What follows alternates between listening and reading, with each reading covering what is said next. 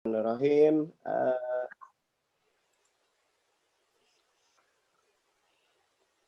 Bismillahirrahmanirrahim. Assalamualaikum warahmatullahi wabarakatuh. Waalaikumsalam warahmatullahi wabarakatuh. Alhamdulillahilladzi nahmaduhu wa nasta'inuhu wa nastaghfiruh wa na'udzu billahi min syururi anfusina wa min sayyiati a'malina may yahdihillahu fala mudhillalah wa may yudlil fala hadiyalah. Amma ba'd.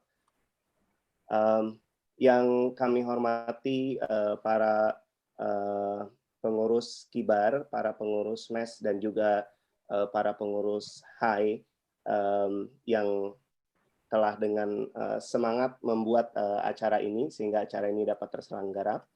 Kemudian yang kami hormati juga pembicara kita pada hari ini yaitu Ustadz Faisal Kunhi. Terima kasih Ustadz yang hari ini bisa meluangkan waktu Ustadz untuk dapat berdiskusi di dalam kajian kita pada hari ini yaitu kupas tuntas kurban. Insya Allah tanpa waktu mengulur waktu yang lama, mari kita buka acara ini dengan sama-sama membaca basmalah. Bismillahirrahmanirrahim. Oke, acara yang kedua kita akan lanjutkan dengan tilawah yang akan dibacakan oleh Pak Suhendri dari Kibar UK. Silakan Pak. Assalamualaikum warahmatullahi wabarakatuh. Waalaikumsalam warahmatullahi wabarakatuh. A'udzu billahi minasy syaithanir rajim. Bismillahirrahmanirrahim. Inna a'tainakal kautsar fasholli li rabbika wanhar. Inna syani'aka huwal abtar.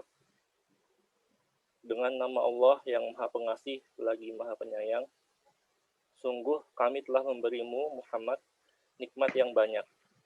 Maka laksanakanlah sholat karena Tuhanmu dan berkurbanlah sebagai ibadah dan mendekatkan diri kepada Allah. Sungguh orang-orang yang membencimu, dialah yang terputus dari rahmat Allah.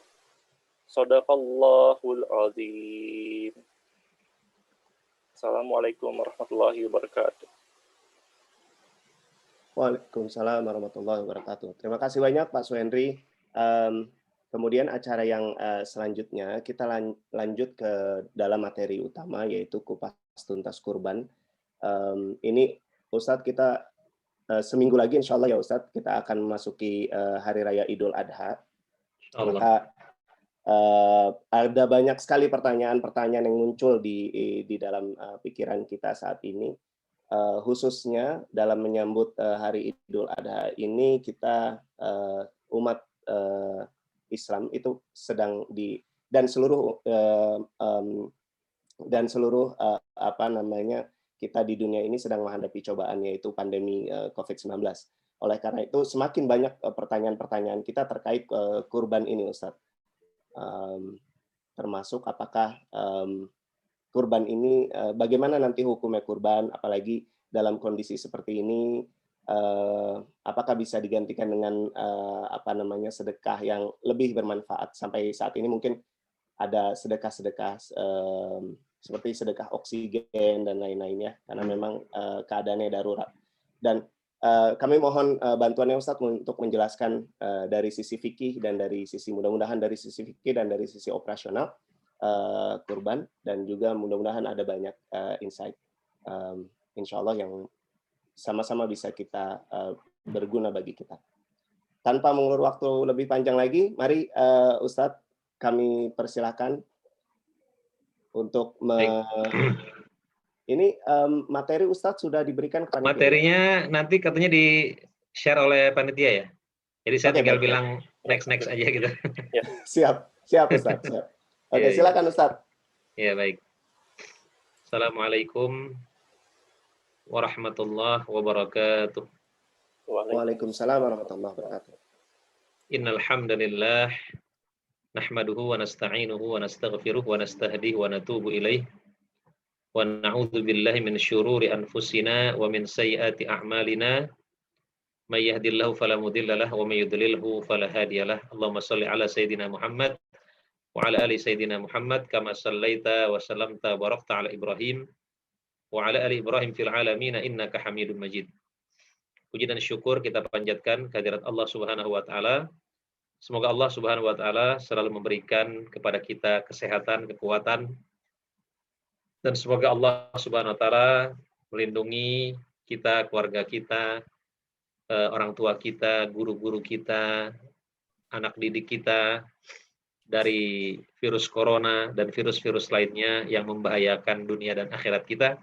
Salawat dan salam selalu tercurahkan kepada junjungan kita baginda Rasulullah sallallahu alaihi wasallam. Semoga kita semua kelak bisa mendapatkan syafaat daripada Rasulullah sallallahu alaihi wasallam di yaumil qiyamah nanti.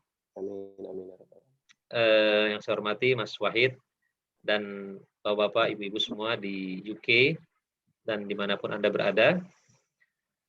Pada kesempatan kali ini, insya Allah kita akan membahas tentang fiqih kurban. Ya, atau fiqih udhiyah. Ya. Next, kita bisa masuk ke slide selanjutnya. Oke, ya. Nah, apa sih itu kurban? Ya, apa itu kurban? Kurban menurut istilah bahasa Arab ya. Kenapa disebut dengan kurban ya? Itu dari kata-kata qarib ya. Qaraba yaqrubu, mendekatkan diri. Jadi orang yang berkurban itu maksudnya dia ingin mendekatkan diri kepada Allah Subhanahu wa taala. Tetapi kalau kita membuka buku fikih, yang kita temui adalah bukan kurban istilahnya. Yang disebut adalah udhiyah. Nah, apa itu udhiyah? Menurut penjelasan Said Sabiq dalam fiqih sunnah, ya, beliau mengatakan udhiyah itu adalah ismun lima yudhbahu minal ibil wal baqar wal ghanam yauman nahar wa ayyam at-tasyriq taqarruban ila Allah taala. Jadi yang disebut dengan udhiyah adalah hewan ternak yang disembelih pada hari raya Idul Adha. Ya, pada hari tasyrik dalam rangka mendekatkan diri kepada Allah Subhanahu wa taala.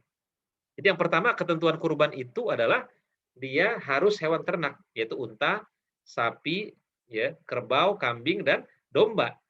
Kalau ayam, ya tidak bisa. Ya, sudah ditentukan. Ya, sudah ditentukan dalam agama harus hewan-hewan ternak yang juga sudah ditentukan seperti apa hewan ternaknya. Ya, kalau kita menyembelihnya bukan hewan ternak yang sudah ditentukan, maka kurbannya tidak diterima. Ya, man amila amalan laisa alaihi amruna fahuwa raddun. Barang siapa yang melakukan satu amalan tidak ada tuntunannya dari kami, maka dia akan tertolak, ya. Walaupun mungkin ayamnya jumlahnya banyak sekali, ya. Ya, tetap tidak kalau tidak sesuai dengan tuntunan maka dia raddun, ya, dia akan tertolak, ya. Kemudian yang kedua, dia harus disembelihnya pada hari Idul Adha. Ya, pada ayyamut tasyrik atau ayyamut tasyrik. Tanggal 10, ya, 11, 12, 13. Kalau disembelihnya sekarang bukan udhiyah. Kalau disembelihnya sebelum sholat Idul Adha juga bukan udhiyah. Dia harus setelah sholat Idul Adha. Ya, itulah yang disebut dengan udhiyah. Ya. Memang ibadah itu ada waktunya. Salah satu ciri ibadah itu dia ada waktunya. Inna salata kanat 'alal mu'minina kitaban mauquta. Sungguhnya salat itu adalah ibadah yang sudah ditentukan waktunya. Ya. Puasa jelas Ramadan, haji, Zulhijjah, itu ciri ibadah. Makanya kalau misalnya kayak seperti peringatan Isra dan Mi'raj, peringatan Maulid, itu kan para ulama berselisih pendapat kapan terjadinya. Karena yang penting itu bukan tanggalnya. Yang penting adalah sejarah daripada Nabi Muhammad. Yang penting adalah peristiwa daripada Isra dan Mi'raj. Sehingga kan Maulid terjadi perdebatan, ya, ada yang membolehkan untuk memperingati, ada yang tidak. Ya. Karena dia tidak jelas waktunya, ya. Nah, jamaah yang dimuliakan Allah Subhanahu wa taala, yang ketiga syarat kurban itu taqarruban ilallahi taala. Niatnya mendekatkan diri kepada Allah Subhanahu wa taala. Ya. Bukan untuk sesajen, bukan untuk tumbal, bukan, ya. Tapi untuk mendekatkan diri kepada Allah Subhanahu wa taala. Dulu kan kalau orang-orang Mesir kuno, ya, mereka kalau sungai Nil itu kering, maka mereka akan mengorbankan putri-putri cantik di Mesir itu dijadikan tumbal. ya. Jadikan tumbal agar sungai Nil itu mengalir kembali, ya. Nah, jamaah yang dimuliakan Allah Subhanahu wa taala, ya, akhirnya tradisi itu dihilangkan ya oleh Umar bin Khattab. Umar bin Khattab mengirim surat kepada Sungai Nil, ya, kepada Sungai Nil, wahai Nil di Mesir, ya, kata Umar, kalau engkau mengalir karena dirimu sendiri maka janganlah engkau mengalir. Tapi kalau engkau mengalir karena Allah yang mengalirkanmu, maka mengalirlah. Ya. Nah, sahabat yang dimuliakan Allah Subhanahu wa taala, Syekh Abu Bakar Jabil Al-Jazairi, ya, pengarang kitab Minhajul Muslim, beliau memberikan pengertian udhiyah yakni kambing yang disembelih pada waktu duha pada hari Idul Adha, ya, dalam rangka mendekatkan diri kepada Allah Ta'ala. Ya. Next. Nah, apa dalil syar'i disyariatkannya kurban? Tadi yang dibaca oleh qari kita, yaitu surat Al-Kautsar ayat 2. Ya, suratnya sangat pendek. Ya. Inna a'tainakal kautsar. Sungguhnya kami telah memberikan kepadamu nikmat yang banyak. Ya, bayangkan Allah memberikan nikmat yang banyak. Dari sekian nikmat yang banyak itu, Allah hanya minta kepada kita untuk berkurban setahun sekali. Ya. Fasholli lirabbika wanhar. Dan sholatlah karena Tuhanmu dan berkurbanlah. Nah, disinilah Islam menggabungkan ibadah yang bersifat vertikal dengan ibadah yang bersifat horizontal, ya. Islam menyeimbangkan antara hablum minallah dengan hablum minan nas. Bahkan baiknya hablum minallah itu ditandai dengan baiknya interaksi sosial kita. Ya, misalnya makanya Nabi mengatakan, siapa yang beriman kepada Allah dan hari akhir, janganlah dia sakiti tetangganya. Siapa yang beriman kepada Allah dan hari akhir, hendaklah dia hormati tamunya. Jadi indikatornya tuh interaksi sosialnya baik. Ya, maka indikator orang sholatnya baik juga, dia mau berkurban. Ya, dia punya kemampuan dan dia mau berkurban. Ya. Next. Nah, apa keutamaan berkurban? Ya, kita lihat di sini hadisnya. Haddatsana Abdurrahman bin Ibrahim Ad-Dimashqi, haddatsana Abdullah bin Nafi, haddatsana Abu al-Muthanna an Hisham bin Urwa an abihi an Aisyah anna Nabi sallallahu alaihi wasallam qala ma amila ibnu Adam yawman nahar amalan ahabbu ila Allah azza wa jalla min hiraqatid dam wa innahu la ya'ti yawmal qiyamah biquruniha wa adlafiha wa ash'ariha wa inna dam la yaqa' min Allah azza wa jalla bimakanin qabla an yaqa'a 'alal ardi fatibu biha nafsan. Telah menceritakan kepada kami Abdurrahman bin Ibrahim Ad-Dimashqu, telah menceritakan kepada kami Abdullah bin Nafi, ya, dari Hisham bin Urwan, dari ayahnya, dari Aisyah radhiyallahu anha, bahwa Rasulullah sallallahu alaihi wasallam bersabda, tidaklah amal Bani Adam, ya, beramal pada hari nahar, hari raya kurban, dengan amal yang lebih dicintai Allah daripada mengalirkan darah kurban. Dan sesungguhnya hewan kurban itu akan datang di hari kiamat lengkap dengan tanduk, kaki, dan bulu-bulunya. Dan sesungguhnya darah hewan kurban akan sampai di suatu sisi Allah sebelum darah itu sampai di atas tanah. Maka sucikanlah hatimu dengan berkurban. Nah, jadi tidak ada amalan yang lebih utama pada hari kurban kecuali mengalirkan darah, kecuali memotong kurban. Ya, misalnya tadi ditanya, mana yang lebih utama, berkurban atau nyumbang oksigen? Ya tentunya jangan dibandingkan, ya, jangan dibandingkan. Karena kan kurban ini cuma 4 hari. Ya. Ya nyumbang oksigen ada porsinya, tapi juga masyarakat kita kan juga lagi kesulitan, ya, kesulitan ekonomi. Kurban tetap ada. Ya. Jadi pada hari raya kurban tidak ada amalan yang lebih utama, ya, kecuali berkurban. Ya. Misalnya kecuali kalau kita sudah berkurban, yang lain kita mau alihkan ke ke tempat lain, silahkan, ya. Nah, jamaah yang dimuliakan Allah Subhanahu wa taala, ya, maka sucikanlah hati kita sudah dengan berkurban. Darahnya itu sudah sampai di sisi Allah sebelum hewannya itu dipotong, ya. Makanya Allah mengatakan apa? La yanalallaha luhumuha wala dima'uha walakin yanaluhu taqwa minkum. Ya. Sekali-kali darah dan dagingnya tidak sampai di sisi Allah. Ya, Allah itu tidak dapat darah dan dagingnya. Tapi apa yang Allah dapatkan? Yang Allah dapatkan adalah ketakwaan. Jadi berkurban itu bukan kasih makan Allah, bukan. Berkurban itu sudah dinyatakan nggak sampai darah dan daging itu nggak sampai. Makanya sucikan hatimu dengan berkurban. Maksudnya seperti apa? Makanya kata para ulama, salah satu hikmah kurban adalah membunuh sifat kebinatangan yang ada pada diri kita. Ya, kita punya sifat rakus, kita bunuh. Ya, sifat rakus seperti tikus yang makan apa saja. Kita punya sifat yang sifat singa yang selalu ingin berkuasa, tidak mau menerima kritikan dan masukan. Kita bunuh itu. Kita punya mungkin ada yang syahwatnya mungkin tidak bisa terkendali, ya. Seperti, mohon maaf, seperti kambing dibunuh misalnya syahwatnya, ya. Syahwat yang berlebihan itu dibunuh pada hari raya kurban.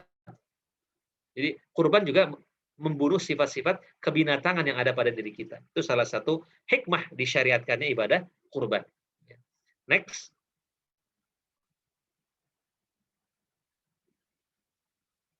Nah, apa sih hukum kurban? Nah, di sini para ulama berbeda pendapat. Di dalam Fathul Bari, Fathul Bari adalah kitab yang menjelaskan hadis-hadis yang diriwayatkan oleh Imam Bukhari. Ya. Kitab ini dikarang oleh Ibnu Hajar Al-Asqalani. Ya. Ulama berbeda pendapat. Ulama Syafi'iyah dan Malikiyah mengatakan kurban itu sunnah muakkadah. Sunnah yang mendekati wajib. Jadi apa? Ya kalau nggak kurban sayang. Ya. Makanya walaupun dia sunnah, tapi jangan sampai kita tinggalkan. Ya, jangan sampai kita tinggalkan. Itulah perbedaan antara orang-orang dulu dengan orang-orang sekarang, ya. Kalau orang dulu mengerjakan sunnah karena itu sunnah, kata para ulama. Tetapi masyarakat kita hari ini terkadang meninggalkan sunnah karena itu sunnah. Kenapa kamu nggak kurban? Akan cuma sunnah. Kenapa kamu nggak sholat duha? Kan cuma sunnah. Kenapa kamu nggak puasa Senin Kamis? Kan cuma sunnah. Ya. Nah, kemudian Abu Hanifah mengatakan kurban itu wajib. Wajib bagi yang mampu. Berdasarkan dalil apa? Man wajada sa'atan falam yudhi fala yaqrabanna musallana. Barang siapa yang memiliki kelebihan harta tapi dia tidak mau berkurban, maka jangan dekati tempat sholat kami. Jadi hadis ini keras ini, ya. Siapa yang punya kelebihan, ya, tapi dia nggak mau kurban, udah nggak usah ke masjid dah. Ini kan keras, ya. Seakan-akan Nabi mengatakan dia percuma kamu rajin ke masjid, tetapi masjid tidak sanggup merubah kamu menjadi orang yang dermawan. Lalu buat apa kamu ke masjid? Nah, salah satu tanda orang yang rajin ke masjid adalah ya dia memiliki sifat kedermawanan. Dia mau berkurban. Ya. Nah, jamaah yang dimuliakan Allah Subhanahu wa taala. Kemudian yang selanjutnya, ya. Jumhur ulama mengatakan sunnah muakkadah. Inilah yang kebanyakan kita ikuti, bahwa kurban sunnah muakkadah. Artinya dikerjakan mendapatkan pahala, ditinggalkan tidak apa-apa, ya, tapi sayang ya kalau kita nggak mengerjakannya, ya. Nah, apa sih definisi sunnah muakkadah? Ya, definisinya tadi apa-apa yang Nabi lakukan, ya, dan anjurkan, namun tidak menunjukkan bahwa perbuatan itu wajib. Yaitu sunnah-sunnah yang dilakukan untuk melengkapi dan menyempurnakan kewajiban agama. Next. Nah, kemudian apa sih ketentuan daripada hewan kurban? Rasulullah SAW bersabda dari Jabir radhiyallahu anhu berkata, ya, Rasulullah bersabda, la tadbahu illa musinnah, illa ayya'asira alaikum fadbahu jud'ah minad dha'ni. Dari Jabir radhiyallahu anhu berkata, Rasulullah bersabda, janganlah kalian menyembelih hewan kurban melainkan kambing yang musinnah, yang cukup umurnya. Kecuali jika kalian sulit mendapatkannya, maka silakanlah kalian menyembelihkan jaza'ah dari domba. Hadis riwayat Muslim. Ya. Berkurbanlah kamu dengan biri-biri berumur 1 tahun. Sesungguhnya hal itu diperbolehkan, kata Nabi. Hadis riwayat Ahmad. Next. Nah, ini ketentuan daripada hewan kurban. Yang pertama adalah Jadi kita harus perhatikan juga umurnya ya. Al-jadha' yaitu domba umur 1 tahun atau mendekati setahun. Al-musinnah yaitu kambing umur setahun dan memasuki 2 tahun. Sapi umur 2 tahun dan masuk unta umur 4 tahun dan memasuki 5 tahun. Lanjut. Nah, di sini juga dijelaskan ya. Bagaimana jika hewan yang disiapkan teramat banyak? Ada yang tidak memenuhi syarat, terutama di umur. Nah, di sini kita baca ya. Apa penjelasan daripada Imam Nawawi? Ya, Imam Nawawi rahimahullah berkata bahwa ulama berpendapat al-musinnah adalah ats-tsaniyah, yakni yang tanggal gigi serinya. Ya. Gigi serinya hewan kurban baik itu unta, sapi maupun kambing. Dan ini penjelasan tidak boleh menyembelih domba di bawah 1 tahun. Dan ini merupakan sebuah kesepakatan. Kemudian jumhur ulama berpendapat bahwa hadis ini merupakan anjuran saja dan keutamaan. Dianjurkan kepada kalian agar tidak menyembelih hewan kurban melainkan musinnah. Jika kalian merasakan kesulitan dalam itu maka berkurbanlah dengan domba atau biri-biri di bawah umur 1 tahun. Dan ini bukan sebuah larangan. Berkurban dengan domba di bawah 1 tahun. Oleh karenanya larangan itu hanya bersifat kondisional. Adapun ulama jumhur berpendapat ya memperbolehkan berkurban dengan domba biri-biri. Kesimpulannya, jumhur ulama berpendapat bahwa umur hewan kurban merupakan sebuah anjuran, bukan sebuah kewajiban. Ya. Maka jumhur ulama memperbolehkan berkurban dengan bukan musinnah. Ya. Yang penting jangan sampai terlalu kecil ya. Sehingga dagingnya sedikit juga akhirnya manfaatnya jadi kurang. Ya. Kemudian apabila sudah berusaha dengan semaksimal mungkin dan memang sulit hal ini untuk dihindari, maka bisa merujuk kepada pendapat jumhur, pendapat mayoritas ulama. Apabila kurban tidak menginginkan, sebaiknya hewan tersebut diganti dengan yang sesuai. Next. Hukum hewan cacat. Ya. Ada 4 hewan yang tidak boleh dikurbankan. Ya. Ya, kata Nabi, arba'un la tajuzu fil adahi al-awra al-bayinu awaruha wal maridah al-bayinu maraduha wal arja' al-bayinu dal'uha. Ya. Yang tidak boleh adalah yang buta, yang jelas kebutaannya, yang sakit, yang jelas sakitnya, yang pincang, yang jelas kepincangannya, atau kurus sekali. Next. Nah, catatan ya, bagaimana jika ada di antara sekian hewan yang lolos secara fisik cacatnya? Nah, di sini dianjurkan sebuah ketelitian yang harus dilakukan terlebih dahulu sebelum transaksi. Ya. Sebelum transaksi harus teliti dulu. Ya, jangan sampai 4 yang cacat tadi ada.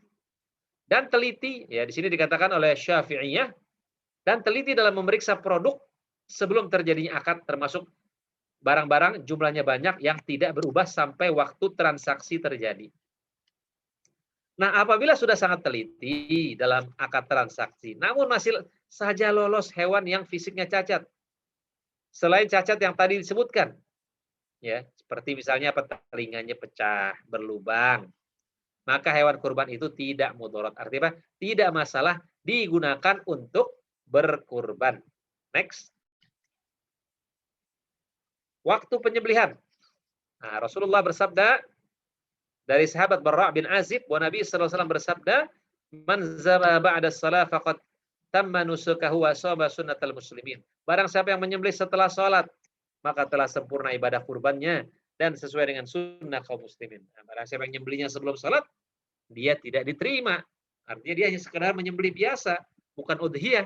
Sama seperti orang yang memberikan zakat fitrah setelah sholat Idul Fitri, maka dia hanya shadaqatun minas shadaqat. Dia hanya sekedar sedekah biasa. Lanjut. Nah, bagaimana jika ada yang melewati batas akhir waktu penyembelihan? Dikarenakan banyak faktor alam atau human error. Nah, di sini dijelaskan ya. Penyembelihan hewan kurban dimulai tanggal 10 Zulhijjah. Setelah sholat Id sampai 13 Zulhijjah sebelum matahari terbenam. Karena kalau sudah matahari terbenam, masuknya sudah tanggal 14 Zulhijjah. Ya, sesuai dengan sabda Rasulullah, kullu ayyamit tasyrik dzabhun. Ya, setiap hari tasyrik itu adalah hari penyembelihan. Ya. Nah, jika ada yang melewati batas akhir penyembelihan karena disebabkan banyak faktor, maka hewan kurban itu disebut dengan sedekah biasa. Tidak ada ikhtilaf di kalangan para ulama. Ya. Bahwa diperbolehkan berkurban di luar waktu yang disyariatkan. Karena dalilnya sore. Jadi nggak boleh di luar waktu itu nggak boleh. Karena waktunya sudah ada toleransinya. 10 sampai jadi 4 hari. Ya, 4 hari itu sudah sangat cukup ya. Lanjut. Nah, apa sih hikmah berkurban? Hikmah berkurban taqarruban ilallahi ta'ala. Fasholli li rabbika wanhar. Dekat, salatlah karena Tuhanmu dan berkorbanlah. Maka ibadah kurban ini ibadah syiar. Ya, wa ma yu'adzim sya'airallah fa innaha min taqwal qulub. Barang siapa yang mengagungkan syiar-syiar Allah, maka ada ketakwaan di dalam hatinya. Nah, jadi bahkan ya kalau kita membaca dalam Al-Wajiz fil Fiqh Al-Islami, ya, karya Syekh Wahbah Zuhaili, itu dianjurkan kita itu sebelum hari raya kurban kita pajang itu hewan kurban di depan rumah kita. Kita ikat ya sebagai bentuk syiar. Ya, sebagai bentuk syiar karena ibadah kurban ibadah syiar. Ya nggak bisa, wah Ustaz saya takut ria. Terus antum gimana memotongnya di kamar mandi gitu kan enggak. Atau memotongnya di rumah. Memang ada ibadah-ibadah yang memang nggak bisa. Ada yang sifatnya syiar ya. Sambil kita terus memperbaiki niat yang penting ya. Nah, bisa itu juga. Saya kan dulu sebelum lanjutin kuliah kan kerja juga di Daihatsu. Saya ada beberapa contoh real aplikasi foto gitu. Pentingnya metodologi gimana gitu. Jadi metodologi bukan hanya jangka sorong. Gimana pakai CMM gitu kan. Gimana pakai 3D scanner itu kan menarik tuh bagi orang-orang.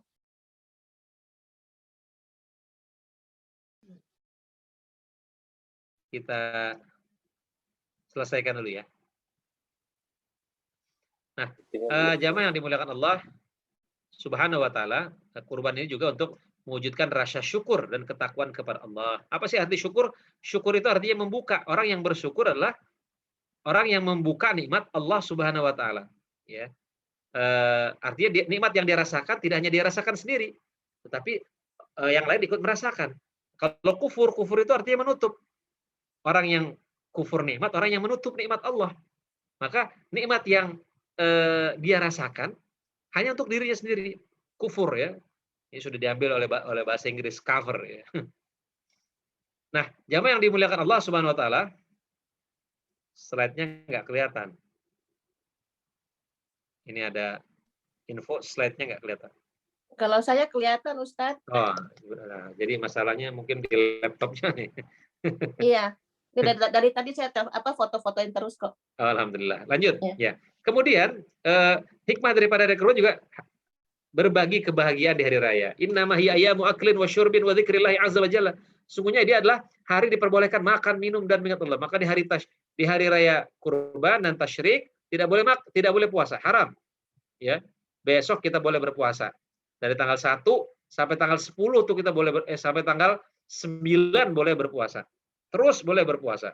Bagi yang sanggup silahkan besok berpuasa. Ya. Jadi jamaah yang dimuliakan Allah Subhanahu wa taala, ya takbir, memperbanyak takbir dari mulai besok ya. Besok insya Allah tanggal 1 ya. Takbir malam ini sudah tanggal 1. Ya, takbir, tasbih, tahmid, baca Quran. Pokoknya memperbanyak amal soleh.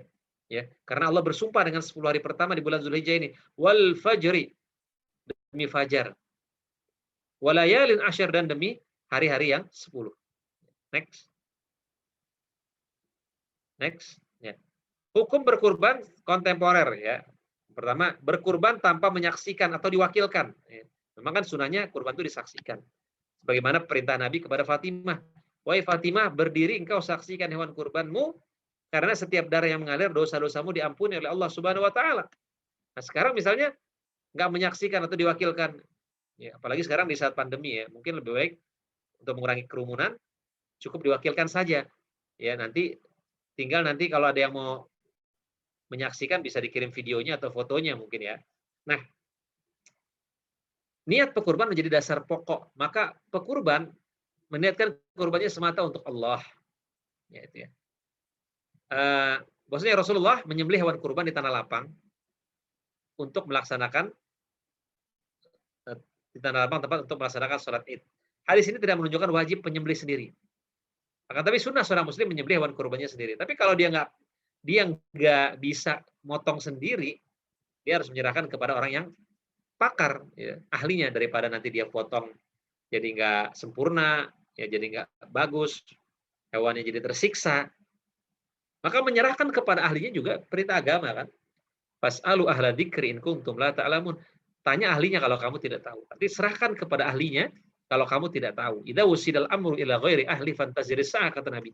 Kalau satu urusan diserahkan bukan kepada pakarnya, ya tunggu saja kehancurannya. Ya. Sama motong kurban pun juga harus diserahkan kepada yang memang punya ilmunya. Next. Nah, kemudian di sini dikatakan ya oleh Syekh Abu Bakar Jabir Al-Jazairi, perwakilan dan penyembelihan hewan kurban disunahkan seorang muslim untuk menyembelih langsung dengan sendiri. Dan bila diwakilkan kepada Allah untuk menyembelih kurban, maka hukumnya diperbolehkan. Tidak ada dosa. Di antara ahlul ilmi, di antara para ulama, dan tidak ada perbedaan. Lanjut. Nah, kemudian juga disunahkan seseorang menyembelih sendiri dan menyaksikan hewan kurban itu kepada yang mewakilkan penyembelihannya. Hukum menyaksikan hewan kurban bagi pekurban tidak wajib, dan sunnah penyembelihan kurban diwakilkan atau hukumnya diperbolehkan, tetapi mendapatkan pahala kurban. Misalnya, sekarang ada tebar kurban. Ya, ada tebar kurban, misalnya kurban ke tempat-tempat yang memang pelosok, yang memang orang jarang makan. Tentunya kita lebih melihat prioritas ya dari hanya sekedar sunnah. Ya, kita hanya sekedar melihat, tetapi ketika kita mendistribusikan hewan kurban itu ke tempat-tempat yang terpencil dan lebih bermanfaat, ya, insya Allah itu bisa pahalanya bisa lebih daripada pahala sunnah, ya, dari hanya sekedar melihat. Ya. Maka telah sepakat ulama umat ini diperbolehkannya perwakilan, dikarenakan setiap hajat seseorang tidak dapat dipenuhi dengan sendirinya. Jadi gimana? Ya apa? Orang nggak bisa memenuhi hajatnya sendiri. Ya. Maka kita membutuhkan orang lain yang memang pakar di bidangnya. Lanjut. Kesimpulannya, diperbolehkan berkurban tanpa menyaksikan atau mewakilkan kepada lembaga, ya, sebagai institusi, tanpa mengurangi pahala kurban. Next. Nah, kemudian apa sih hukum kurban via online? Berkembangnya zaman, terutama transaksi yang tidak melalui secara langsung atau online, banyak diminati oleh kurban. Ya, apalagi sekarang banyak yang online, apalagi di saat pandemi ini rata-rata pindah semua bisnisnya bisnis online. Ceramah saja juga, kajian juga kebanyakan online, kuliah online. Ya, bahkan ada sampai nggak pernah masuk kampus, tahu-tahu wisuda online juga. Ya. Nah, pertama berkaitan dengan fikih kurban. Apabila telah memenuhi kaidah fikih kurban, sebagaimana yang telah dijelaskan sebelumnya, maka kurbannya sah. Yang kedua, transaksi melalui online perlu diketahui bahwa asal hukumnya muamalah itu boleh. Beda dengan ibadah. Kalau ibadah asal hukumnya terlarang. Kita nggak boleh sebenarnya sholat zuhur. Karena ada dalilnya baru kita boleh. Ya, asalnya itu nggak boleh. Nah, maksud diperbolehkan adalah jika syarat akad dan berkaitan memenuhi syarat atau tidak ada unsur judi, gharar, menipu, dan zalim. Jadi kalau misalnya online harus jelas. Misalnya kambingnya tipe A, beratnya berapa, harganya berapa.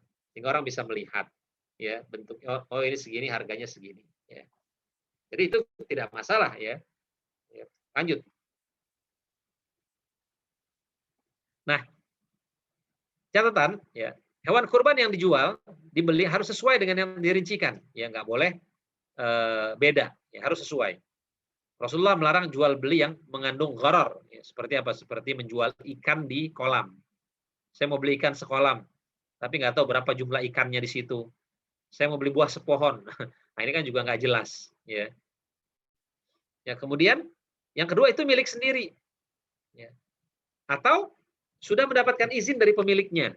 Ya. Itu dibolehkan. Kemudian akad salam. Ya, akad salam itu bayar dulu gitu ya. Tapi kan misalnya kita bayarnya kan sekarang nih ke lembaganya, tapi kan nanti dipotongnya. Nah, ini boleh ya. Akad yang disepakati untuk ciri tertentu dengan membayar terlebih dahulu. Baru produknya nanti diserahkan, ya. Next. Hukum berkorban potong gaji. Semangat berkurban setiap kita harus tetap dijaga, walaupun dengan cara dipotong gaji. Kalau dipotong gaji kan jelas. Itu boleh. Bahkan ulama mengatakan boleh walaupun dengan berhutang. Misalnya kita pas pengen kurban tuh nggak ada duitnya. Ada aja tuh nanti bulan depan. Nah itu boleh. Ya. Kecuali emang nggak jelas penghasilannya dari mana. Tapi kalau memang jelas ya, dan tidak menyulitkan, silahkan. Ya kadang bukan orang tidak mampu untuk berkurban ya. Kadang orang itu tidak menyiapkan diri, tidak menyiapkan diri menjadi orang yang mampu. Padahal dia sebenarnya mampu. Rokoknya aja 2 bungkus sehari misalnya.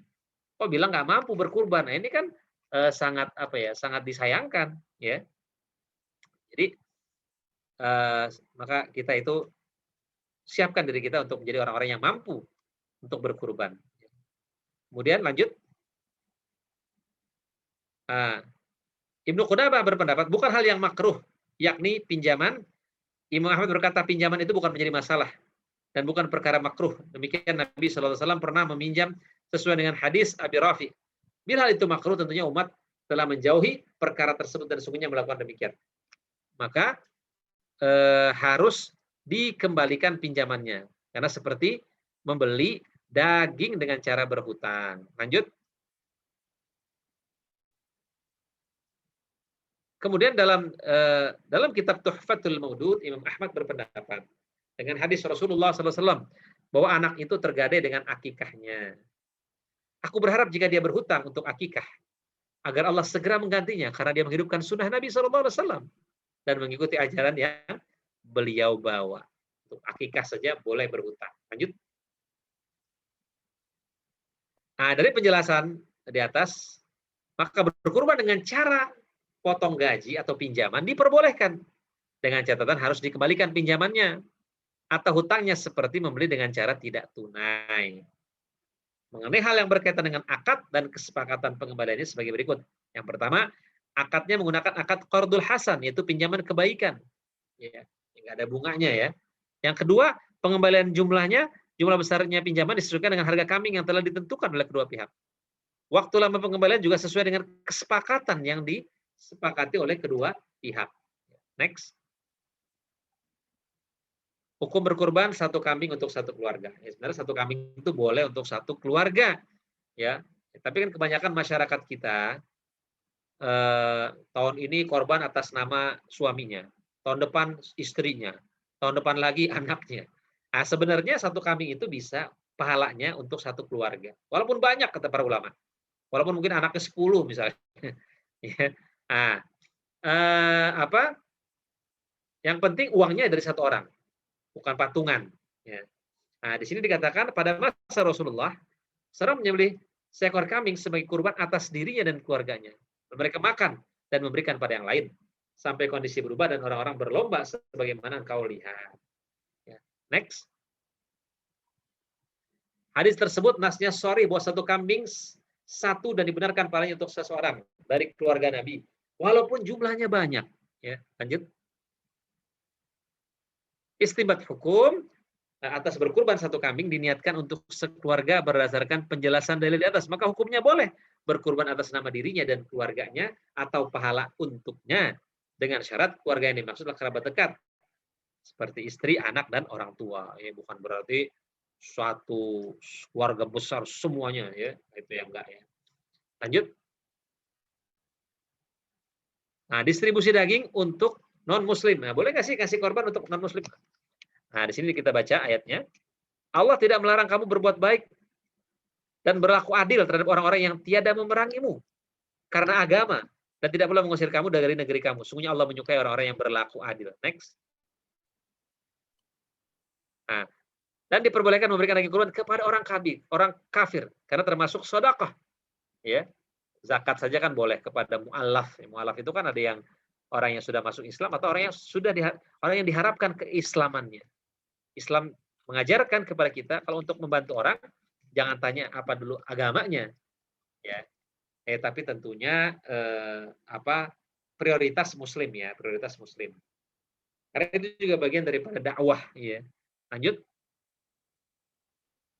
Kemudian maka dapat dikatakan bahwa hukum distribusi daging kurban untuk non-muslim adalah boleh dengan catatan melihat kondisi lingkungan sekitar. Catatannya, non-muslim tersebut bukan harbi, bukan kafir yang memerangi kaum muslimin. Kemudian yang kedua, jika memang tidak ditemukan du'afa dari muslim, artinya makanya du'afa kaum muslim diprioritaskan dulu. 1 atau 2 orang muslim di suatu lingkungan muslim. Itu bisa melunakkan hatinya, mudah-mudahan dia jadi dapat hidayah. Karena kan ad-da'wah, apa sih asal kata dakwah? Asal kata dakwah itu kan ngajak makan, ya. Next. Ustadz, mohon maaf ini Sudah habis kita waktunya? tinggal 5 menit lagi, Ustadz. Oke. Ya ini slide-nya cukup banyak, makanya saya agak nguber ini. Nggak apa-apa, Oke. Ustadz, nanti kita bahas sambil tanya jawab. Baik. Saya waktu presentasi saya 5 menit lagi ya. Ya, betul. Kemudian memakan daging bagi yang bernazar. Nah, nazar pokoknya tahun ini kalau saya lulus ujian saya akan kurban. Nah, nazar itu kan wajib dikerjakan. Barang siapa yang bernazar untuk taat kepada Allah, hendaklah dia tunaikan nazarnya, kata Nabi. Dan barang siapa yang bernazar untuk bermaksiat kepada Allah, jangan dia tunaikan. Nah, yang kita lihat sini hadisnya Nabi mengatakan makan, kemudian berikanlah makan orang lain dan simpanlah. Next. Nah, distribusi daging kurban disunahkan menjadi 3 bagian, yakni keluarga memakannya, 1/3 disedekahkan dan dihadiahkan untuk lainnya, 1/3 berdasarkan sabda Nabi SAW, makan, simpan dan sedekahkan. Dan diperbolehkan menyedekahkan seluruh daging kurban. Boleh. Nggak dimakan. Boleh. Ya. Boleh juga menghadiahkan sedikit. Nah, itu boleh. Lanjut. Nah, untuk kurban wajib ada perselisihan ulama tentang hukum memakannya. Di mana kurban wajib ini nazar maksudnya ya. Di mana kurban menjadi wajib disebabkan nazar atau dengan penunjukan. Ya. Menurut mazhab Maliki dan pendapat yang lain, paham Bali, sahibul kurban boleh memakannya dan mensedekahkan kepada orang lain. Lanjut. Dan jika ditentukan penyembelihnya di waktu hari kurban dan distribusi daging kurban, seperti distribusi daging kurban dan diharamkan memakan daging kurbannya atau hadiahnya yang wajib disebabkan bernazar dan wajib disedekahkan daging kurbannya. Sunnah dalam distribusi kurban dalam keadaan mentah dan lebih utama lagi disedekahkan semuanya kecuali 1 suapan, melainkan untuk mengambil keberkahannya. Ya, makan sedikit buat keberkahan. Next. Kesimpulan, hukum makan daging kurban bagi yang bernazar di atas dan juga ditinjau dari maqasid dan dominasinya, pendapat hukum Islam Indonesia lebih banyak dinukilkan pendapat Imam Syafi'i. Oleh karenanya distribusi daging kurban keseluruhannya dan penazar tidak makan daging kurban tentunya lebih baik. Jadi kalau bagi orang yang bernazar tidak makan daging kurban itu lebih baik. Next. Orang yang meninggal. Sudah habis waktunya, Mas? Sedikit lagi lah, Ustadz. 2 menit, 3 menit. Oke. Bagaimana hukum orang yang meninggal berkurban? Orang yang meninggal bukan sebagai sasaran kurban, namun statusnya mengikuti kurban keluarganya yang masih hidup. Ya. Berkurban khusus untuk orang yang telah meninggal tanpa ada wasiat dan mayat disarankan, tidak disarankan. Ini menurut Imam Syafi'i. Walaupun menurut Abu Hanifah boleh. Tapi apabila kita menerima transferan tanpa konfirmasi sebelumnya, maka kita menjalankan amanah transferan tersebut. Jadi, kalau menurut Abu Hanifah boleh. Dengan dalil bolehnya bersedekah untuk orang yang sudah meninggal. Sampainya pahala untuk orang yang meninggal ketika kita bersedekah atas namanya. Ya. Tapi misalnya kalau kita berkurban, ayah kita yang sudah meninggal dapat, ibu kita yang sudah meninggal dapat. Karena kan bagian daripada keluarga. Next. Adapun dalil menjalankan amanah transfer tanpa konfirmasi. Pertama, menyampaikan atau tidak bagi pekurban adalah hak pekurban. Ya. Sebagaimana firman Allah Subhanahu wa taala, wahai orang-orang beriman, janganlah kamu mengkhianati Allah, Rasul, dan janganlah kamu mengkhianati amanah yang dipercayakan kepada kamu, sedangkan kamu mengetahuinya. Ya. Secara umum ayat ini menjelaskan bahwa tidak diperbolehkan mengkhianati amanah yang telah diberikan oleh seseorang. Begitu juga dengan transfer kurban, bukti kurban memberikan amanah kurbannya. Next. Nah, berkurban untuk orang yang meninggal karena mayit pernah wasiatkan boleh. Ya. Karena melaksanakan wasiatnya. Disarankan agar sosialisasi kepada calon mudhahi untuk berkurban bagi yang masih hidup. Jadi dianjurkan, kita anjurkan lebih baik untuk yang hidup. Karena keluarga yang meninggal pun akan dapat. Ya. Jadi kalau kita melakukan amal soleh, orang tua kita itu dapat. Karena telah mengajarkan kita, telah mendidik kita. Dia dapat pahalanya. Ketika kita sholat, kita berkurban, kita puasa, itu otomatis dapat. Next. Bolehkah berkurban dengan hewan betina, baik kambing ataupun sapi? Bagi setiap umat, kami berikan tuntunan berkurban, agar kalian mengingat nama Allah atas rezeki yang dilimpahkan kepada kalian berupa hewan-hewan ternak. Ya. Next. Ya. Syarat hewan kurban itu dari hewan ternak, yakni unta, sapi, kambing, termasuk juga semua jenis unta, sapi dan semua jenis kambing, mais dan sejenis keduanya, tanpa ada perbedaan di antara ulama. Tidak diperbolehkan hewan kurban bukan dari hewan ternak seperti keledai, rusa. Menurut kami, begitu juga tidak ada perbedaan di antara para ulama sahnya berkurban. Baik hewan kurbannya jantan ataupun betina. Betina nggak apa-apa, ya tidak masalah. Bahkan lebih murah juga biasanya. Kemudian lanjut. Oke. Dan diperbolehkan dalam berkurban dengan hewan jantan betina sebagaimana hadis yang diriwayatkan oleh Ummu Khurash dari Rasulullah SAW. Beliau bersabda, akikah untuk anak laki-laki adalah 2 kambing dan untuk perempuan 1 kambing. Dan tidak bermasalah hewannya berjenis jantan atau betina. Next. Habis slide-nya? Oh, belum. Nah, jadi mungkin itu dulu ya. Kita kembangkan dengan tanya jawab mungkin. Terima kasih banyak Ustadz. Insya Allah kita akan lanjutkan di tanya jawab. Ini kebetulan juga sudah banyak sekali pertanyaan di kolom chat kita. Mungkin nanti akan saya bacakan satu persatu Ustadz. Dan juga ada banyak pertanyaan di FAQ dari panitia yang insya Allah nanti akan saya bacakan juga. Tapi sebelum itu, ini kita ada pesan-pesan dari sponsor dulu nih Ustadz. Dari Human Aid Initiative, mungkin panitia bisa ini dulu kita mengiklankan, apakah bisa ditampilkan? Nah, ini dia. Jadi alhamdulillah untuk kawan-kawan yang ingin berkurban, ini bisa berkurban melalui Human Aid Initiative. Human Aid Initiative Kurbani ini start at 100 pound ya. Start di 100 pound. Nah, kemudian tapi cost-nya ini berbeda-beda untuk tiap lokasi, oke.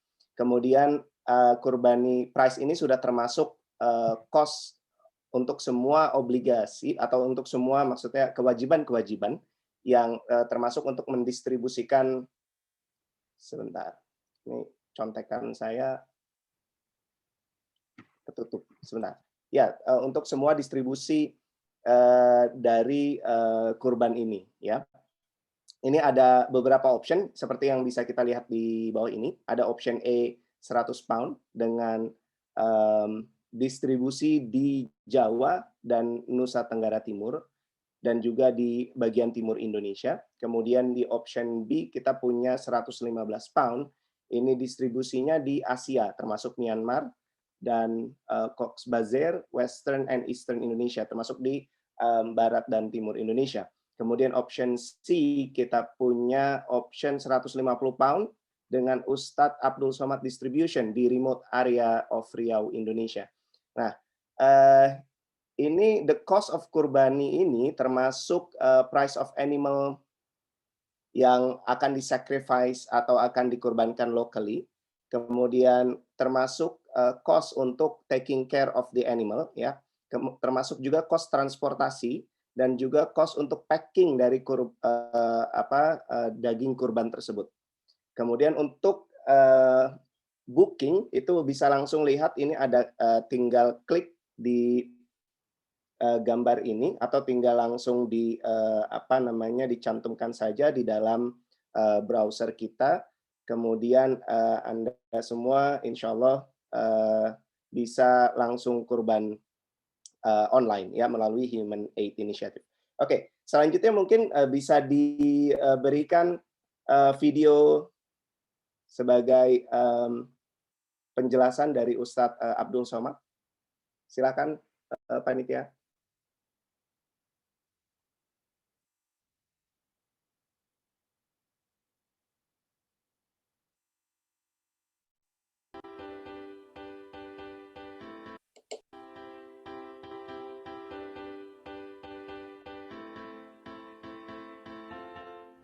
warahmatullahi wabarakatuh. Untuk saudara-saudaraku jamaah yang berada di Eropa dan dimanapun berada, jangan lupa mari kita berkurban bersama Ustadz Abdul Somad dan Yayasan Tabung Wakaf Umat melalui Human Aid Initiative. Berkah selalu, terima kasih. Assalamualaikum warahmatullahi wabarakatuh.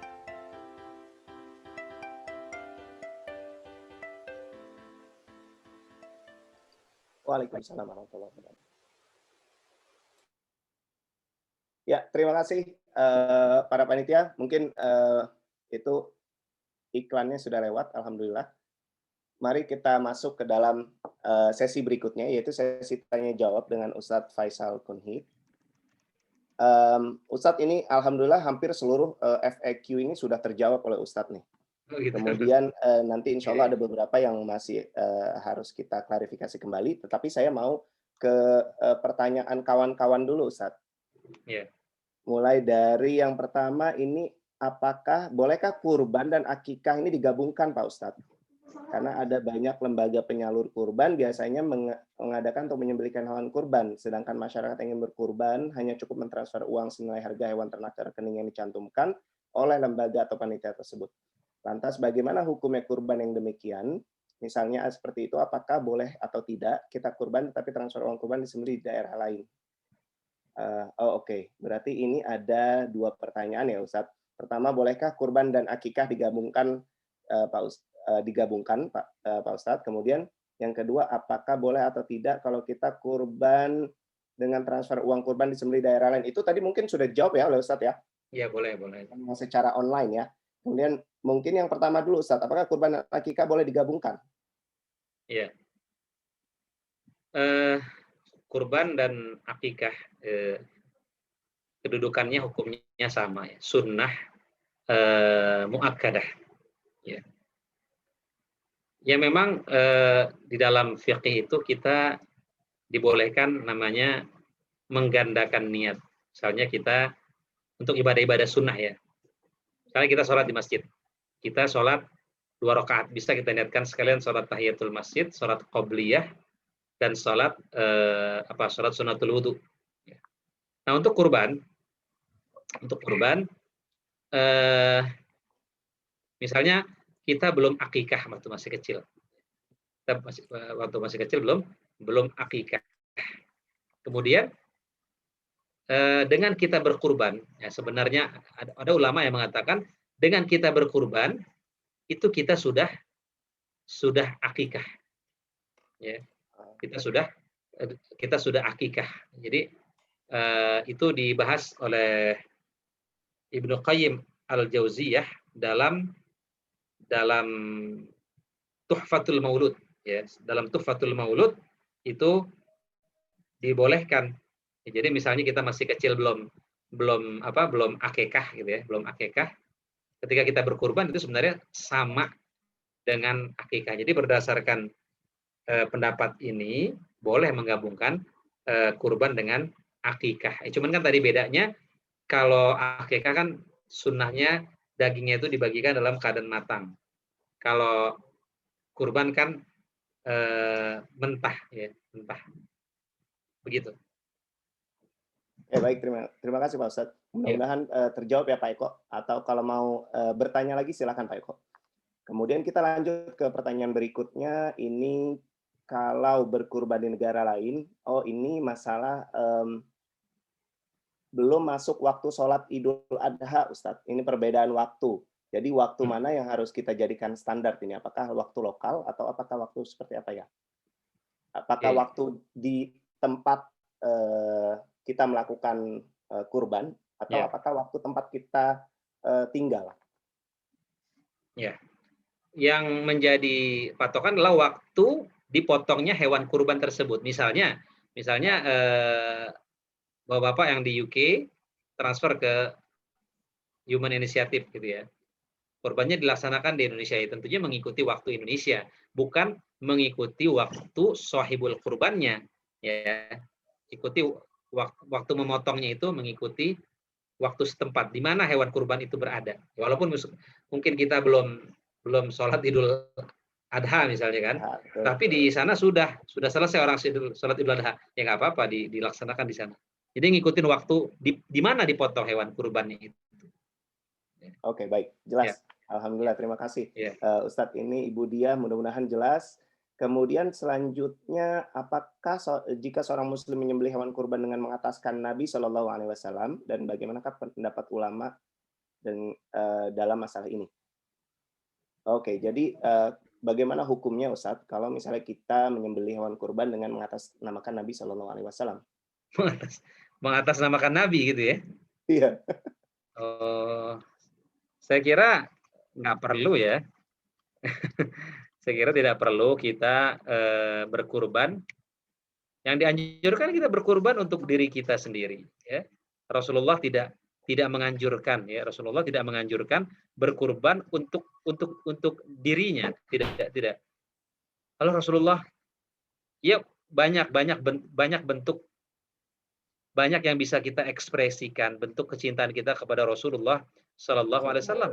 Rasulullah kan ibaratnya udah diampunin dosanya. Ya, yang lalu akan datang. Rasulullah nggak membutuhkan, tidak membutuhkan amal-amal kita. Ya Rasulullah tuh udah dijamin masuk surga. Justru kita yang kurang amal. Jadi lebih baik kita ya berkurban untuk diri kita sendiri. Ya nggak perlu untuk Rasulullah. Rasulullah udah ghufira lahu ma taqaddama min dzambi wa ma ta'akhkhar. Dosanya yang lalu dan akan datang sudah diampuni, sudah dijamin masuk surga. Nggak perlu kita, hadiah kita untuk Rasulullah apa? Sholawat cukup. Sholawat, kita berkurban itu sudah hadiah untuk Rasulullah. Kita mengikuti sunnah beliau. Itu Rasulullah udah senang, jadi nggak perlu berkurban atas nama beliau. Ya. Baik, terima kasih Ustadz. Alhamdulillah ini sudah jelas. Nah, ini kalau tadi kita berhutang untuk berkurban, tetapi kalau misalnya kita mau berkurban tapi kita masih memiliki hutang, itu mana yang harus didahulukan Ustadz? Ya, tergantung hutangnya ya, tergantung hutangnya. Kalau hutangnya, ya, misalnya hutang yang hutangnya belum jatuh tempo. Misalnya mungkin seperti kita nyicil rumah, kita masih punya hutang. Orang kan kalau orang nyicil rumah, taruhlah orang nyicil rumah itu biasanya 15 tahun. Kalau orang yang masih punya hutang nggak boleh berkurban, berarti 15 tahun dia nggak kurban. Betapa ruginya dia kan. Nah, maka ini kalau dengan dia berkurban tidak mengganggu membayar hutang dia, itu nggak masalah dia berkurban. Yang penting tidak mengganggu dia dalam membayar hutang. Artinya hutang itu yang dia cicil setiap bulan, ada anggaran dia bisa berkurban, ada anggaran juga dia buat bayar hutang. Yang penting itu. Kecuali memang uangnya ngepas banget, ya. Kalau saya kurban saya nggak bisa bayar cicilan rumah nih, ya, berarti cicilan rumah dulu gitu ya. Tapi kalau memang ada pos buat dua-duanya tidak masalah. Tidak masalah. Oke, Ustaz. Ya. Lanjut dengan pertanyaan berikutnya. Semoga ini sudah jelas ya Pak Eko. Kemudian dengan Ibu Din Rahayu ini saat penyerahan untuk kurban dengan niat untuk satu keluarga, maka saat penyerahan hewan kurban kepada panitia kurban di atas namakan kepala keluarganya atau nama salah satu anggota keluarga, tetapi niatnya untuk keluarga, atau bagaimana Ustaz niatnya? Gimana? Jadi untuk kurban, Ustaz, pada saat penyerahan hewan kurban kepada panitia kurban, itu nanti niatnya atas nama kepala keluarga atau atas nama salah satu anggota keluarga, atau bagaimana Ustaz gitu. untuk satu keluarga? Boleh juga sebagai bentuk sosialisasi ya. Kalau satu kambing itu untuk satu keluarga, boleh juga keluarga. Misalnya keluarga Bapak Ahmad, nah itu boleh juga atas nama keluarga Bapak Ahmad, boleh juga. Atau misalnya atas nama suami juga nggak masalah, tetap dan pahalanya itu pahalanya juga akan sampai kepada seluruh anggota keluarga, ya. Jadi innamal a'malu binniyat. Amalan itu kan tergantung niatnya, ya. Jadi cukup begitu nggak apa-apa. Ya, atas nama suami, atas nama keluarga, pahalanya insya Allah semua keluarga dapat. Ya. Gitu. Oke Ustaz. Terima kasih banyak Ustaz. Ini terkait ini juga dari FAQ kita ada pertanyaan yang mirip-mirip juga nih Ustaz, dengan salah satu pertanyaan dari audiens. Kalau daging kurban itu sebenarnya boleh dijual atau tidak ya Ustaz? Daging kurban ya. Daging kurban boleh dijual atau tidak? Memang ada fenomena misalnya seperti di Jakarta ya. Ada misalnya masyarakat yang dapat hewan kurban, daging kurban. Dia ini misalnya orang-orang yang mungkin nggak punya rumah dan lain sebagainya, itu dia bingung mau masak di mana. Ya, dia mau masak di mana. Nah, itu ya nggak masalah, itu kan sudah milik dia. Daging kurban itu sudah milik dia. Ya dia mau jual silahkan. Itu sudah menjadi hak dia. Dia mau jual, dia mau apa, itu hak dia. Ya, karena itu sudah menjadi hak dia. Ya. Ini masih dengan ini Ustadz, pertanyaan terkait dengan penjualan nih Ustadz ya. Kalau misalnya ada bagian-bagian dari hewan kurban yang tersisa gitu Ustadz ya, misalnya bagian kulit, kepala, kaki, atau jeroan gitu ya Ustadz, apakah ini daripada mubazir misalnya, apakah ini boleh dijual? Jual kulit ya, biasanya orang jual kulit ya. Kemudian hasilnya misalnya diberikan untuk jerih payah panitia misalnya. Ya. Kalau menurut Abu Hanifah, yaitu boleh dijual, tetapi hasilnya itu disedekahkan. Sehingga benar-benar hasil dari hewan kurban itu memang untuk sosial. Ya. Jadi uangnya itu disedekahkan ya, untuk apa untuk masjid dan lain sebagainya, untuk miskin, jadi untuk yatim gitu. Tidak bisa untuk panitia ya Ustaz? Yang saya dapat begitu, disedekahkan ya. Oke, baik. Boleh dijual dan disedekahkan. Jadi sama sebenarnya seperti juga tukang potong juga sebenarnya kan tidak dibenarkan. Kadang-kadang tukang potong itu kan ngambil jatah, ini buat saya, ini buat saya. Sebenarnya dalam hadis itu tukang potong itu cukup diberikan upah gitu loh. Ya, cukup diberikan upah. Oh, berarti upahnya itu tidak boleh dari bagian dari hewan kurban itu? Ya, sebenarnya sih begitu. Upahnya itu memang dari, ya ada upah tersendiri lah.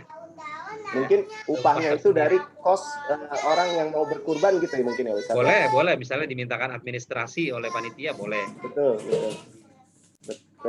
Oke. Jadi sudah jelas ya. Jadi panitia itu memberikan honor atau upah tersendiri untuk jerih payah, misalnya tenaga jagal gitu ya Ustaz ya. Nah, kalau sebagai panitia sendiri nih Ustaz, ini sebenarnya bisa dikiaskan dengan amil zakat nggak ya Ustaz? Untuk panitia ya tadi kan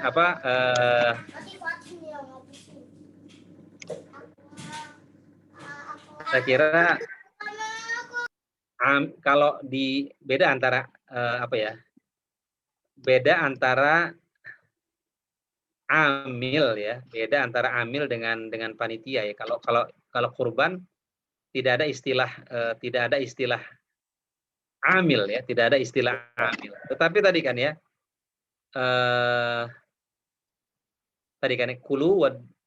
kurban itu kan ada sepertiga untuk dimakan, sepertiga untuk disedekahkan, sepertiga untuk dihadiahkan. Ya mungkin sahibul panitia ini bisa mengambil daripada bagian yang dihadiahkan. Gitu. Hadiahlah untuk panitia kurban yang sudah lelah misalnya memotong dan lain sebagainya, itu bisa masuk ke sana ya, hadiah. Mendapatkan hadiah dari daging kurban yang mereka sudah letih untuk memotong hewan kurban itu dan lain sebagainya. Ya, sama juga seperti lanjut. Oh, gimana Ustaz? Mohon maaf. Ya begitu, maksudnya hadiah ya, masuknya mungkin bisa kepada bisa hadiah. Dimasukkan dalam kategori hadiah tadi ya, yang dari sepertiga bagian kurban tadi ya. Iya. Oke. Ini kebetulan kita ada Ibu Nila yang ingin bertanya langsung ya Ustaz. Silakan Ibu. Ya, silakan. Ya, Assalamualaikum warahmatullahi wabarakatuh Ustaz. Waalaikumsalam warahmatullahi wabarakatuh. Ustaz, mau tanya dong, ini kan kita karena posisinya ada di luar negeri ya. Mau tanya Ustaz, untuk pemotongan sekarang ini di Indonesia kan karena lagi pandemik itu, ada bocoran nggak Ustaz dari MUI gitu, gimana cara penyembelihannya gitu loh. Karena ini dari penasaran dari diri saya sendiri dan ada pertanyaan dari teman-teman juga, tolong tanyain dong nanti pas lagi Zoom gitu. Gitu kan ini lagi pandemi nih kan, kita nggak boleh ngumpul, terus gimana nih Ustaz? Ya memang kalau di Indonesia ini memang agak sulit ya untuk menyeragamkan ya. Untuk menyeragamkan karena dari mungkin karakter dari masyarakat kita ya. Karakter dari masyarakat kita. Saya belum baca sih. Memang waktu itu ada, saya dapat share panduan dari MUI. Ada juga yang menganjurkan memotong di rumah potong. Jadi sehingga Penjagalan panitia hanya sekedar membagikan saja. Ya, membagikan saja. Ya mungkin bisa diakali misalnya seperti kalau dulu sih pernah di tempat saya tuh yang memotong di swab dulu gitu ya. Kemudian ya mungkin tadi untuk menghindari perkumpulan massa yang terlalu banyak, tadi sohibul kurbannya nggak usah hadir, cukup kita panitia moto terus dikirimkan, mungkin kita videokan, kita kirimkan kepada sohibul kurban. Itu untuk mungkin untuk mengurangi kerumunan massa, kemudian juga panitia kurban membagikan langsung ke rumah-rumah warga. Jadi nggak perlu warga itu ngambil ke masjid. Ya, saya kira biasanya sih arahan-arahan dari Majelis Ulama seperti itu, intinya mengurangi kerumunan massa.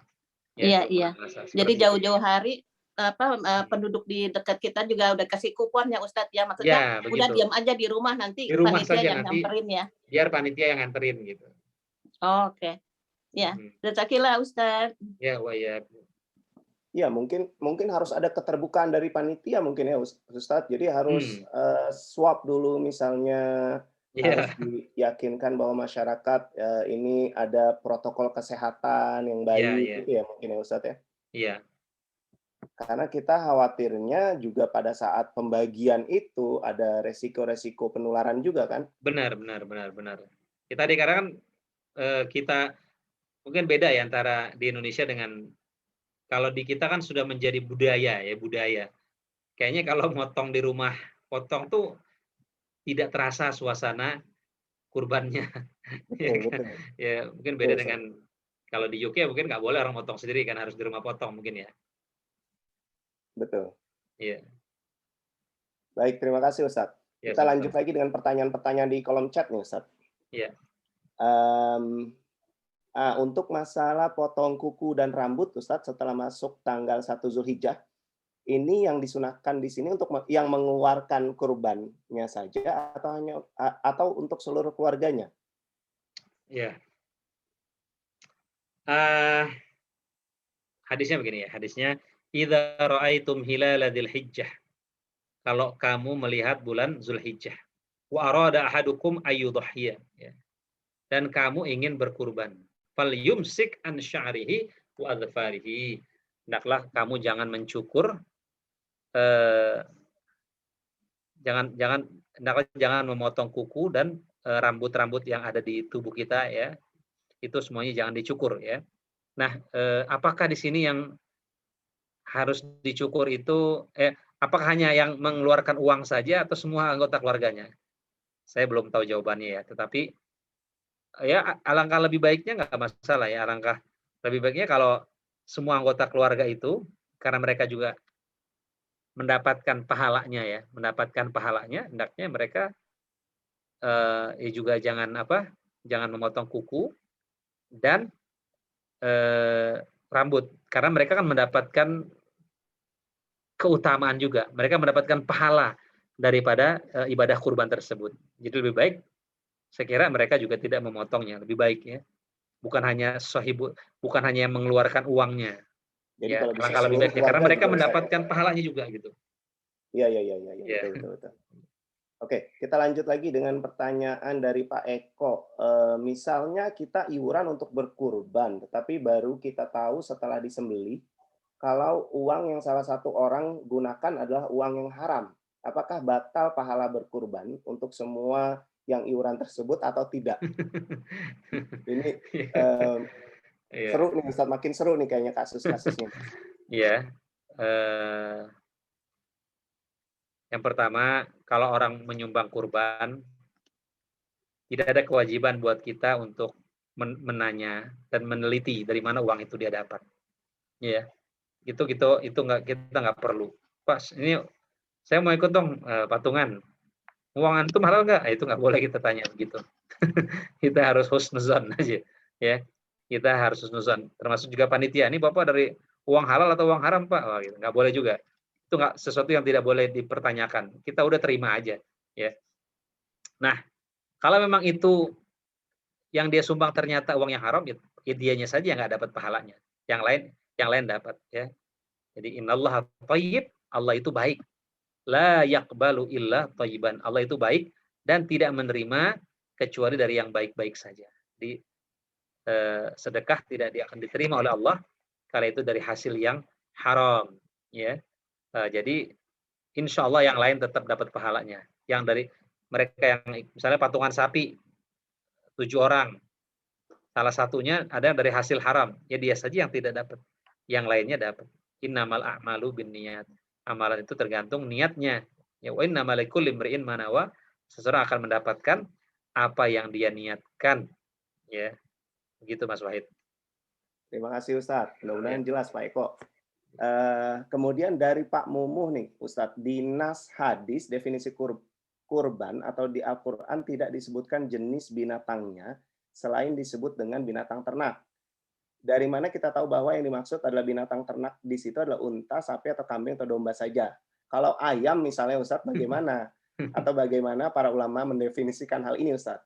Ya, makanya kan kita itu ada Al-Quran, ada Al-Hadis, ada Sunnah, ya. Maka kita nggak bisa memahami Al-Quran tanpa bantuan hadis. Ya. Makanya Allah mengatakan, wa anzalna ilaika dzikra litubayyana lin-nasi ma nuzzila ilaihim. Kami turunkan kepada Muhammad Al-Quran agar kau menjelaskan kepada mereka. Jadi memang ayat-ayat Al-Quran itu sifatnya global. Dia tidak membicarakan yang rinci-rinci. Yang rinci itu cuma masalah waris. Itu rinci dalam Al-Quran. Ya.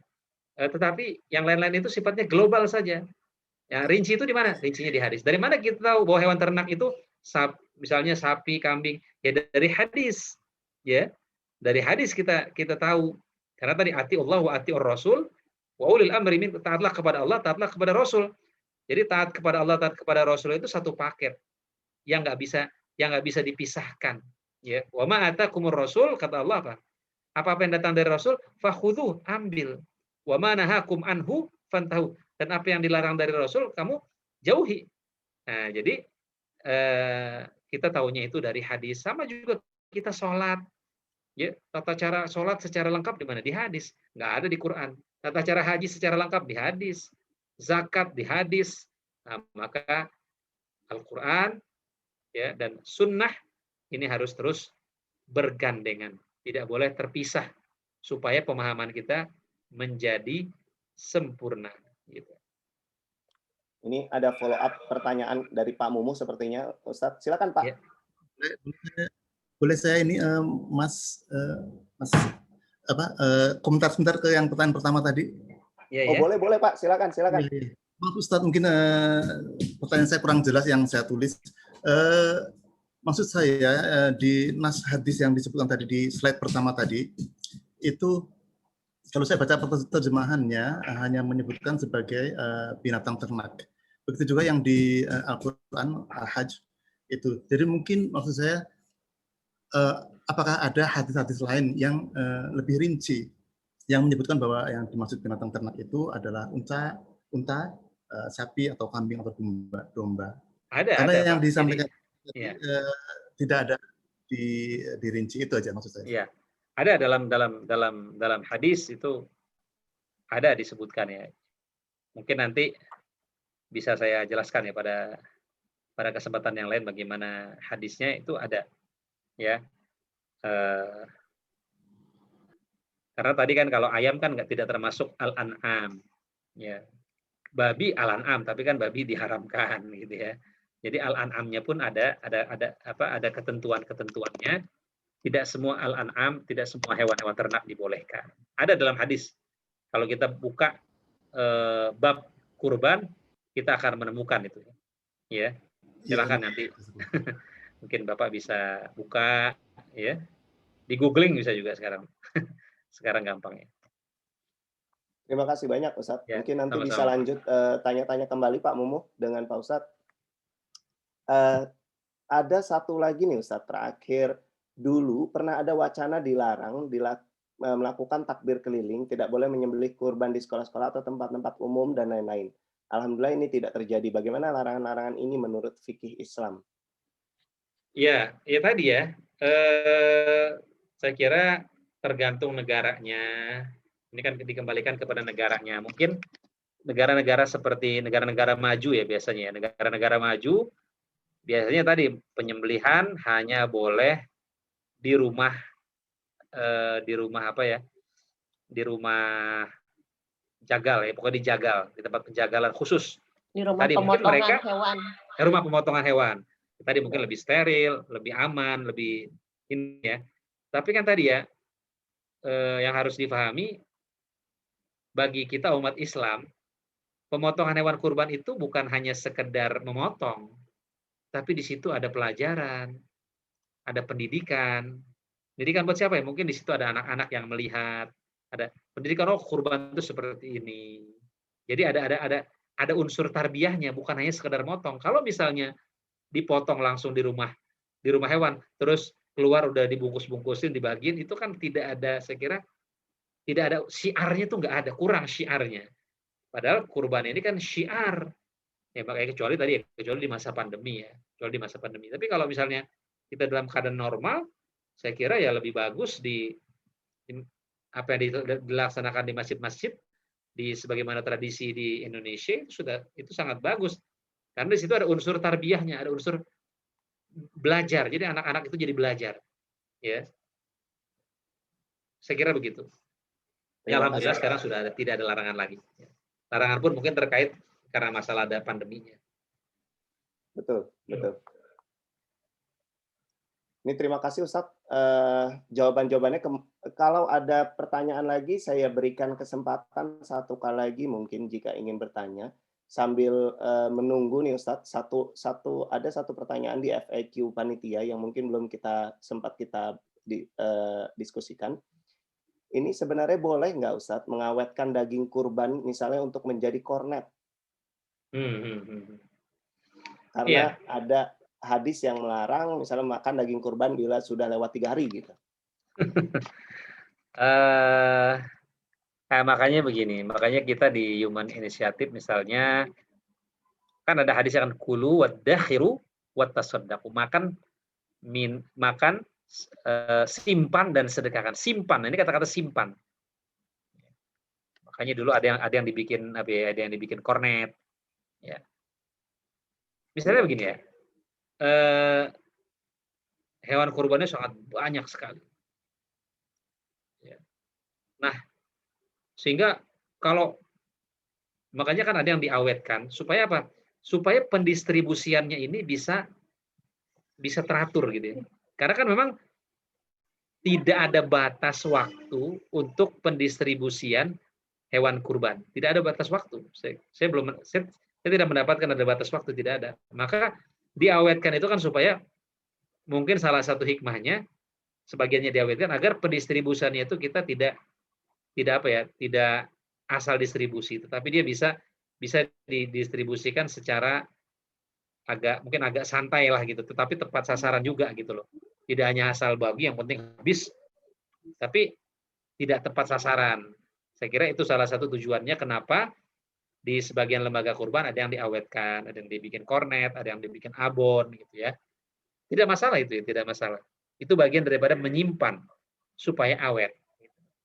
Terima kasih Ustaz. Ya. Jadi sudah jelas ya Ustaz. Jadi untuk masalah pendistribusian sebenarnya tidak ada batasnya. Batas waktu.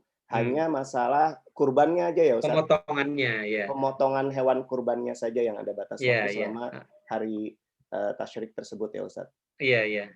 Oke, terima kasih banyak Ustaz. Sama-sama. Ini alhamdulillah sepertinya seluruh pertanyaan dan FAQ juga sudah 90% lebih terjawab oleh Ustadz. Seluruh pertanyaan juga sudah terjawab.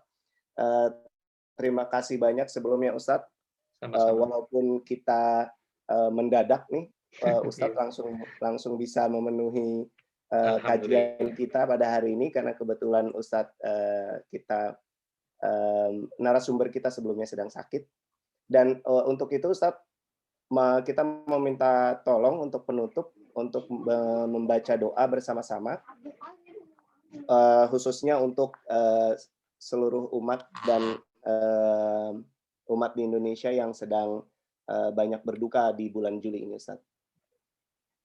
Ya, baik. Mari sama-sama kita berdoa kepada Allah Subhanahu Wa Taala. Astaghfirullahaladzim, astaghfirullahaladzim, astaghfirullahaladzim. Hamdan yuafi ni'mahu wa yukafi mazidah. Ya Rabbana lakal hamdu kama yanbaghi li jalali wajhikal karim wa 'azimi sultanik. Allahumma salli ala Sayyidina Muhammad wa ala ali Sayyidina Muhammad. Amin. Ya Allah, ya Tuhan kami, ampunilah dosa-dosa kami dan dosa kedua orang tua kami, ya Allah. Ya Allah, ya Tuhan kami, jadikanlah anak-anak kami anak-anak yang soleh dan solihah. Ya Allah, ya Tuhan kami, berikanlah kami rezeki yang halal, rezeki yang barokah, ya Allah. Ya Allah, ya Tuhan kami, hindarkanlah kami dari segala macam bencana dan musibah, ya Allah. Angkatlah virus corona dari negeri kami Indonesia dan seluruh negeri-negeri yang ada di dunia ini, ya Allah.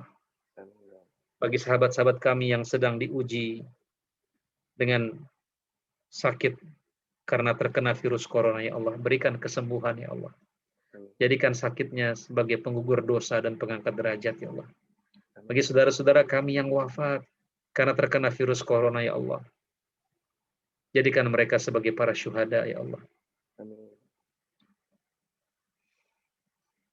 Rabbana zalamna anfusana wa illam taghfir lana wa tarhamna lanakunanna minal khasirin. Hasbunallah wa ni'mal wakil, ni'mal maula wa ni'man nasir. Hasbunallah wa ni'mal wakil, ni'mal maula wa ni'man nasir. La ilaha illa anta subhanaka inni kuntu minadh dhalimin. La ilaha illa anta subhanaka inni kuntu minadh dhalimin. Allahumma ya muyassir kull asir wa ya muqawi kull dha'if wa ya mughni kull faqir, yassir 'alaika kull asir wa taysirul asir ladaika yasir. Allahumma ya man la yahtaju ila al-bayan wa tafsir, hajatuna ilaika kathir. Ya Allah, ya Tuhan kami, kalau wabah ini terjadi karena dosa-dosa kami, ampuni ya Allah. Ampuni dosa-dosa kami ya Allah. Baik yang kami lakukan secara terang-terangan, baik yang kami lakukan secara tersembunyi ya Allah. Ya Allah, ya Tuhan kami, amat mudah bagimu untuk mengangkat wabah ini ya Allah. Innaka ala kulli syai'in qadir. Rabbana afrigh alaina sabra wa thabbit aqdamana wansurna 'alal qaumil kafirin. Ya Allah, ya Tuhan kami, berikanlah kami kesabaran ya Allah. Kesabaran yang tanpa batas ya Allah. Ya Allah, ya Tuhan kami, berikanlah kami kemampuan untuk bersyukur atas segala keadaan ya Allah. Bersyukur walaupun sedang dalam keadaan sulit ya Allah. Karena sesulit apapun kami ya Allah, nikmat-Mu tidak pernah berhenti kepada kami ya Allah. Allahumma ya muqallibal qulub, tsabbit qulubana ala dinik. Ya Allah, ya Tuhan kami, wafatkan kami semua dalam keadaan husnul khatimah. Jangan wafatkan kami dalam keadaan su'ul khatimah. Allahumma la sahla illa ma ja'altahu sahla wa anta taj'alul hazna idza syi'ta sahla. Ya hayyu ya qayyum bi rahmatika nastaghith. Ya hayyu ya qayyum bi rahmatika nastaghith. Rabbana atina fid dunya hasanah wa fil akhirati hasanatan wa qina adzaban nar. Wassallallahu ala Muhammadin wa akhiru da'wana alhamdulillahi rabbil alamin. Demikian, kurang lebihnya mohon maaf. Khairul kalam aqulu lakum wassalamualaikum warahmatullahi wabarakatuh. Waalaikumsalam. Waalaikumsalam warahmatullahi wabarakatuh. Terima kasih banyak Ustadz untuk semua peserta majelis. Mari kita sama-sama menutup majelis ini dengan membaca doa penutup majelis. Subhanakallahumma wa bihamdika asyhadu an la ilaha illa anta astaghfiruka wa atubu ilaik. Baik.